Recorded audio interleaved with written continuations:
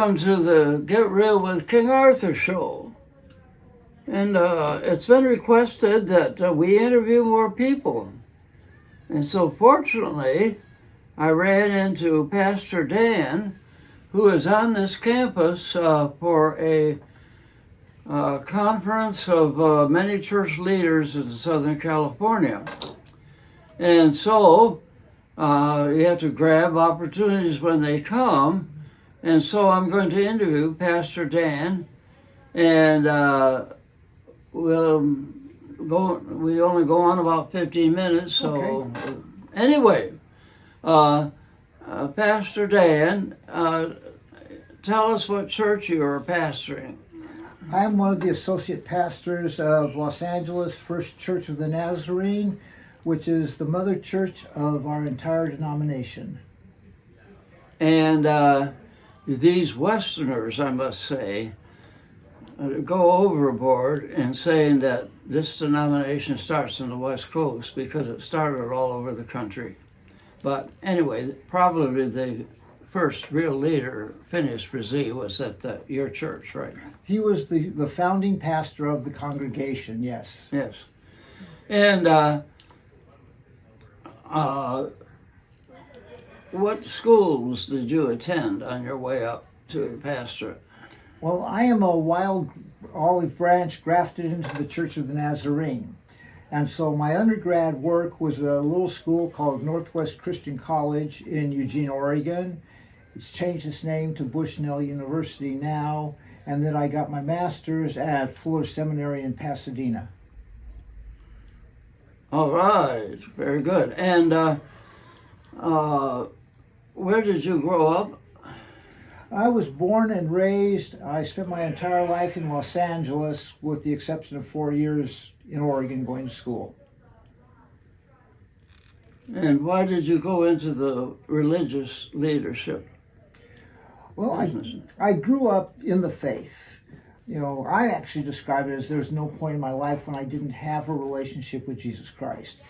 And so I knew from the early days that he was calling me into ministry, and he made it absolutely clear. I was in high school, planning on going into architecture, and he showed me that anything that I could do in architecture, I could use those tools far more effectively doing ministry in his church. And so that's how I came on in.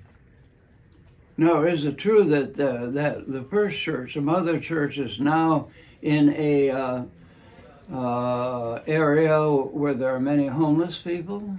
Yes. The actual homeless center is in the actual downtown area of Los Angeles, and just within the last month we closed the doors of our congregation that was working down there. But First Church is about 2.5 miles west of the downtown center, and we've got a tremendous amount of homeless in our area, yes. What do you find what would you say about the homeless people in our cities all over?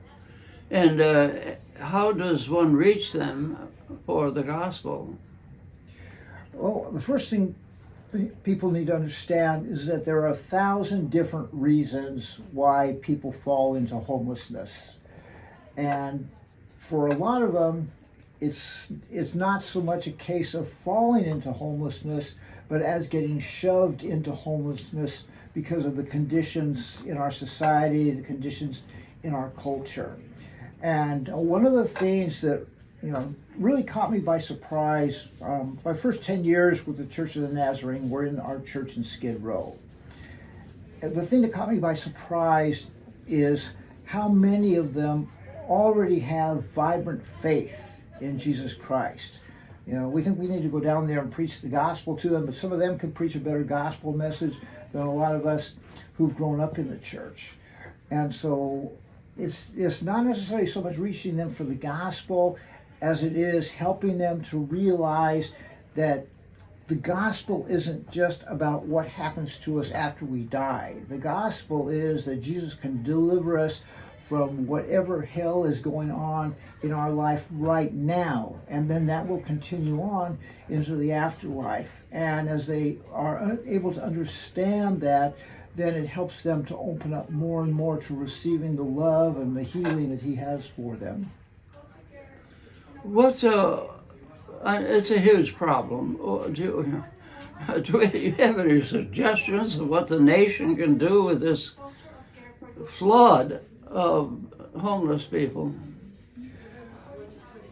One of the biggest problems that we have is that everybody wants to do something about homelessness, but nobody wants it to happen in their own neighborhood. We want to push them someplace else. And it takes a fully collaborative effort. The first thing, though, it has to do with we have to have a change of heart toward these people, and stop thinking about them as bad, as problems because of the condition that they live in. Recognize that they are broken people who need love, who need assistance, who need a community to surround them and lift them up. And as we are able to do that, the Central City Church was awesome because we had, they would have 2 services on Sunday mornings, sometimes up to 300 people between the 2 services. And, people were able to stay clean after they got out of the programs because there was a community to support them. Obviously a lot of them, would fall back into whatever their addiction and whatever their coping mechanisms were.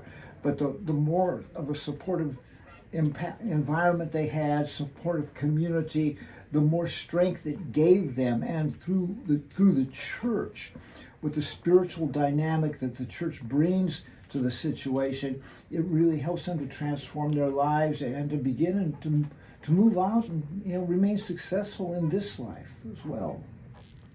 Well, Pastor Dan, I'm so glad we caught up with you and interview. I wish we only have about 15 minutes, so we must close out here. But thank you so much for working there amongst the homeless and working for the gospel. And maybe you can come by again when you're in the area and we'll give you another interview. So thank you, Pastor Dan. Well, thank you, King Arthur. It's been an honor, a privilege for me. Thank you. Okay, have a good week, you listeners to the King Arthur Show.